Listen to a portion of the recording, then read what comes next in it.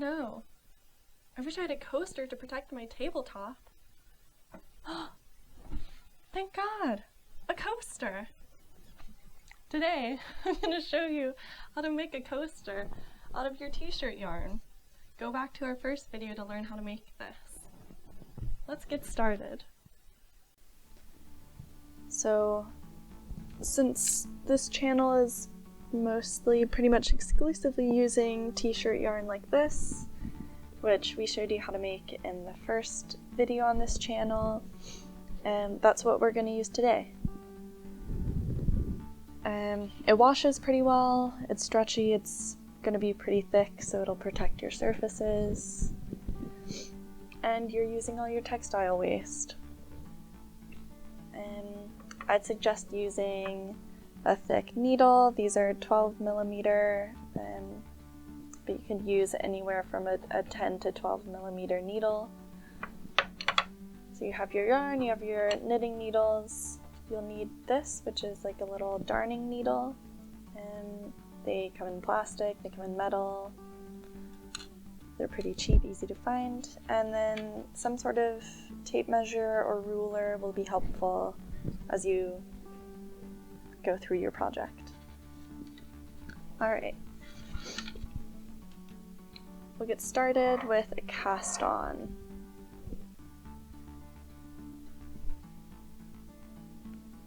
It may differ a bit, but I've figured out that about 9 stitches works well for this project, for the yarn I'm using and the needles that I have. But the good thing about these coasters is you can kind of eyeball it as you go. They don't have to be perfect, they don't have to fit someone's body, they just have to be big enough for the bottom of a mug. So, start casting on 9 stitches.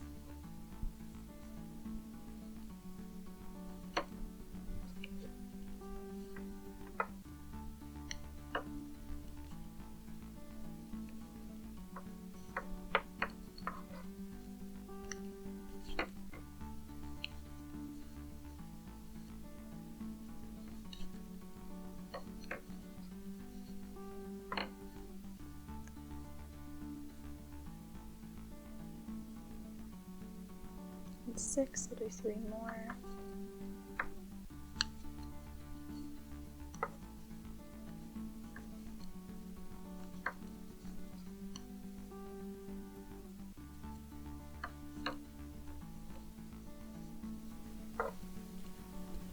Okay.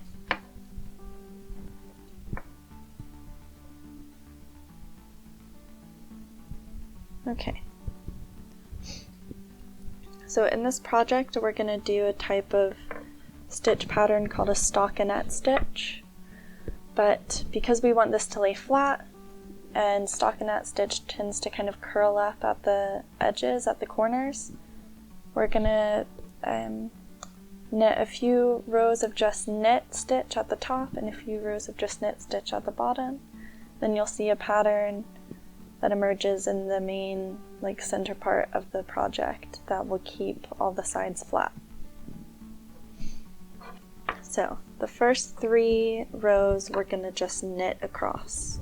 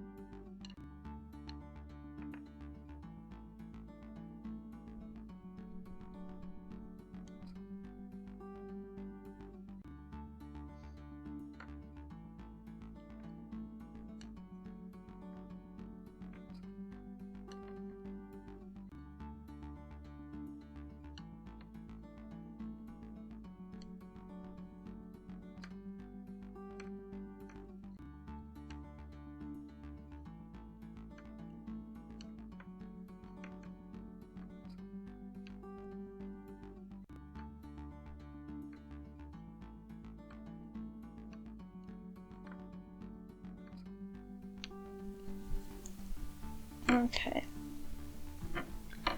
There's our 3 rows knitted.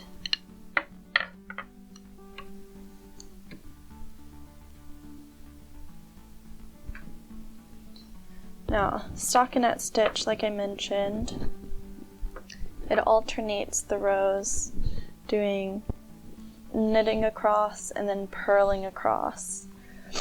If you need more review for those stitches, you can watch the basic knitting tutorial.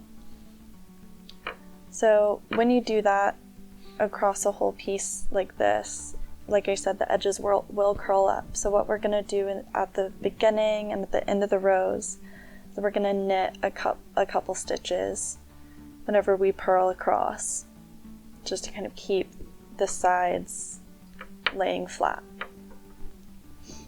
So to start out, this is row number 4. We're going to knit the first 2 stitches.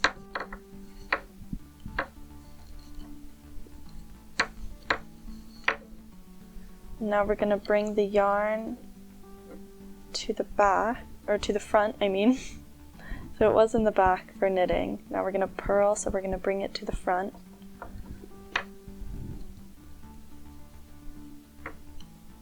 Now we're going to purl 5 stitches.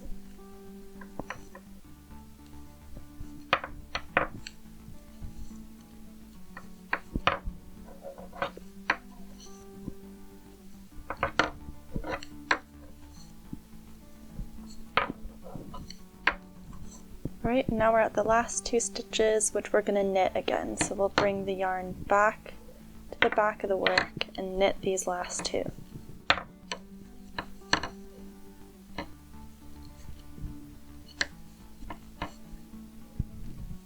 Okay, and now for row number 5, we're just going to knit across.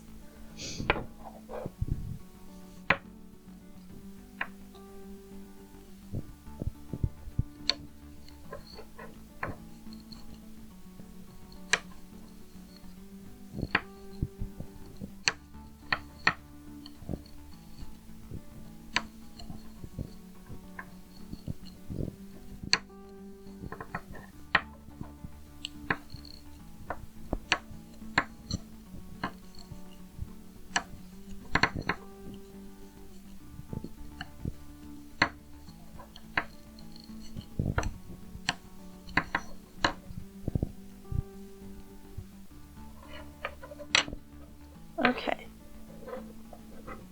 so now you can kind of start to see what happens with the stockinette stitch that is different from just a regular knitting across a garter stitch. You can see these little V's start to form. That won't happen on the sides here since those are just repeating the knit stitch all the way up, but here in the center we'll have that nice kind of flat pattern, nice flat texture. So we're just going to repeat that row 4 and row 5 pattern again until it's the size we want it to be. And that size is just kind of determined by this edge here. We want it to be a square about. So now I'm going to take this and measure across. So it's about, maybe we'll say 11 centimeters, or if you want to think in inches, it's about 4 inches, 4 1/4. So as we go up, we're just going to knit until that's about the same. Okay. So starting again with the row number 4 pattern. I'm going to knit the first 2 stitches.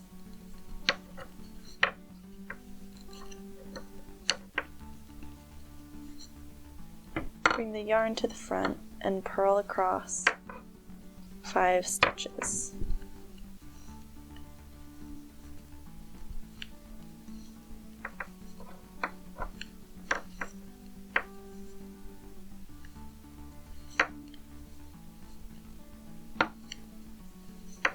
Last 2, bring the yarn to the back and knit.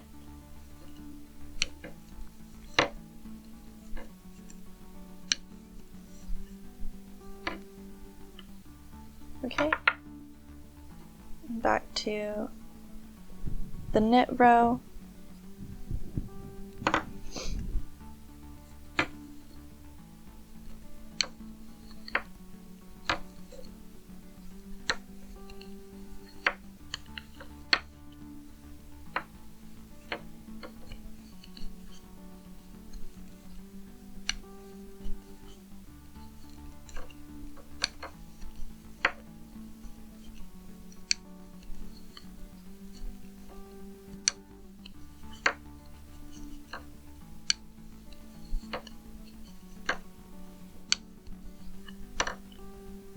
The nice thing about Stockinette Stitch is if you need to take a break, you need to walk away from this project for a second, you come back and you forget which row you're supposed to do next. How do you know if you're supposed to do the knit row or the purl row?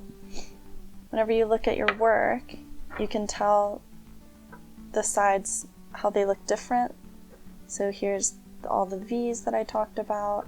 Then on the other side, it's all just kind of loops or the bumps. So when you have your needle in your left hand like this, and you're going to start working, if you see the bumps facing you, that tells you that you're going to work on the purl row. And if the V's are facing you, then that tells you you're going to work on the knit row. So I'll just keep repeating this until we reach about 4 inches.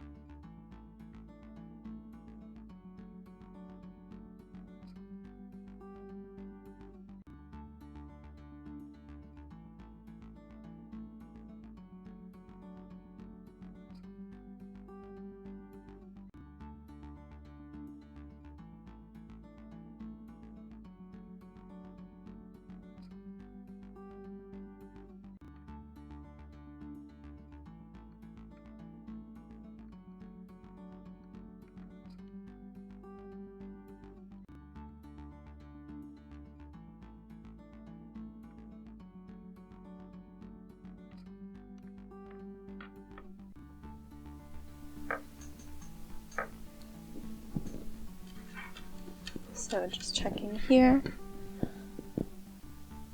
I'm going to go ahead and knit my 3 rows.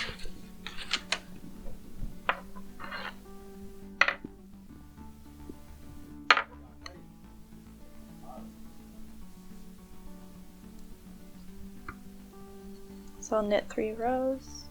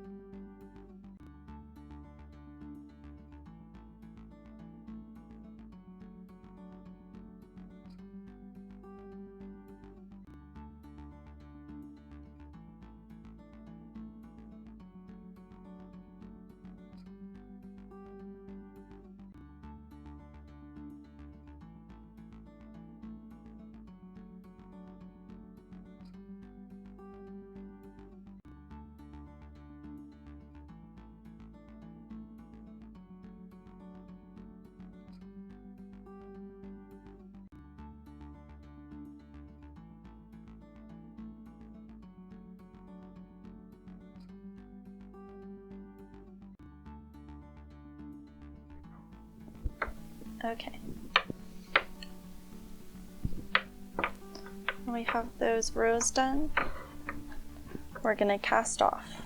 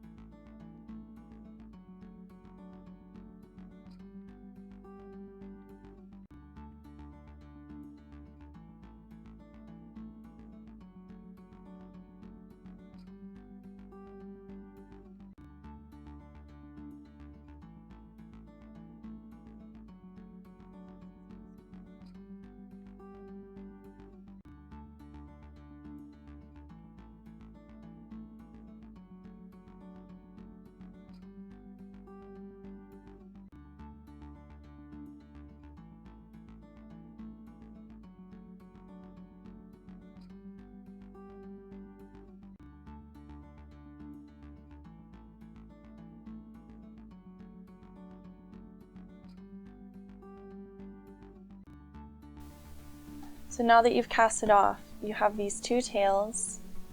You're going to weave these ends in so it's a nice clean finish. So you'll take your little darning needle, and it has a really blunt end and a nice like open needle head. So you'll thread your yarn through. And what you'll do is you'll kind of start to find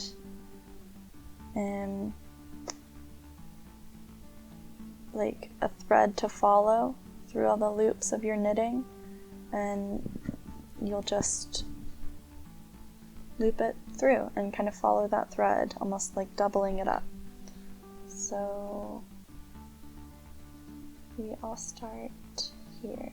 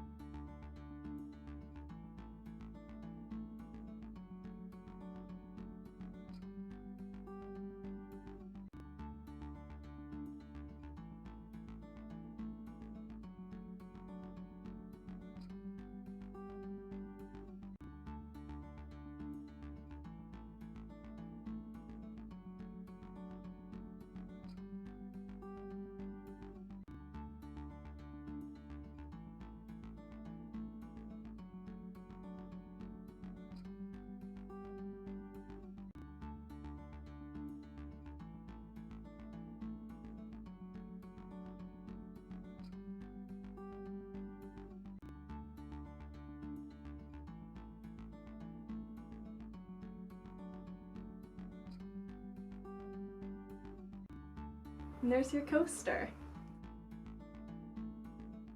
I hope you're happy with your first make. You've learned a few new skills with your knitting. And keep an eye out on our channel for Elena's crochet video next. I'll see you soon.